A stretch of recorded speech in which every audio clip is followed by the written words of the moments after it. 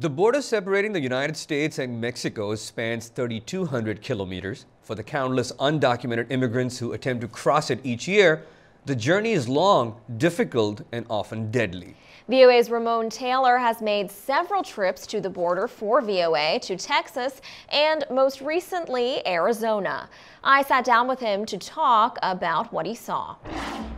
For the people that are living on the northern side of the border, both in Texas and Arizona, this has become a very real part of life, a very normal part of the crisis is really directly affecting them in a way that I think speaks to the crisis in a way that you don't normally see in headlines. In Texas, for example, you'll notice that it's normal for school kids to witness new arrivals every day. Many of them who are lost, confused, don't speak a word of English. And you probably have a friend or a friend of a friend that has given food or water to an immigrant that has just made that long journey.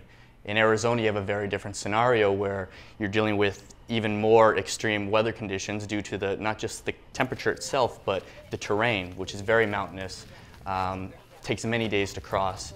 And it's very normal to see a helicopter fly over you and realize that oftentimes, you know, they are not carrying somebody who has made it. They're carrying somebody who has perished along the way, and that's a very, I think, you know, real and telling part of the story that these citizens, no matter what your background is, no matter what your position is, this is a very real part of life. You profiled a group, Humane Borders, that is working to try to ease some of the conditions for these immigrants as they're crossing the border. Tell us about what they do. There are a lot of great organizations both in Texas and Arizona.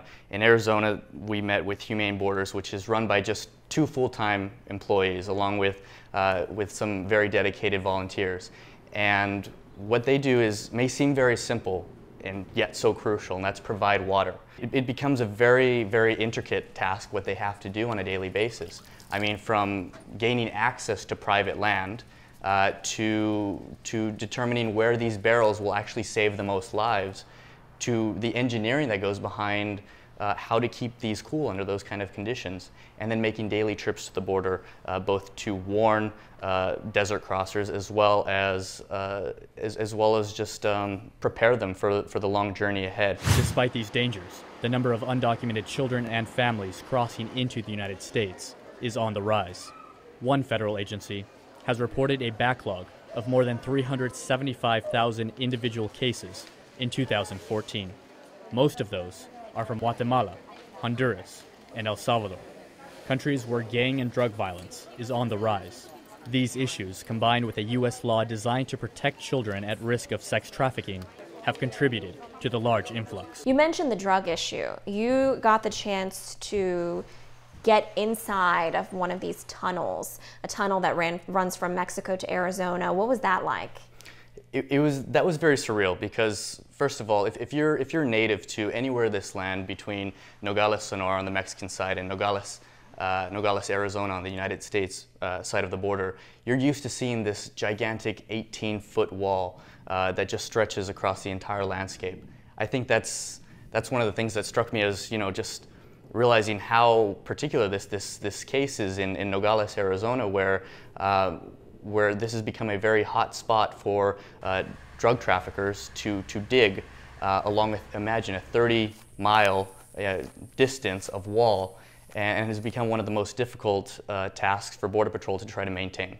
In reflecting back on these 3 trips that you've made and the people that you met, both the Border Patrol agents and some of the people that you came into contact with who were trying to cross into the U.S., what would you say you take away from this? I think the real takeaway from this is, you know, understand these dangers before you cross.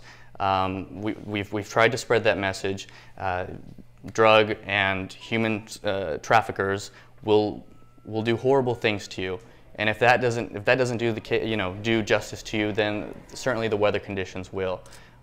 But let's face it, we're dealing with a very long-term crisis in Central America, and I think thinking long-term, we have to deal with those issues in Central America just as we do at the very border itself. Well, immigration reform has long been a high priority action item here in Washington, but it remains stalled in Congress. So advocates' eyes have now turned to President Barack Obama, who has said he will take unilateral action, but not until after the November congressional elections.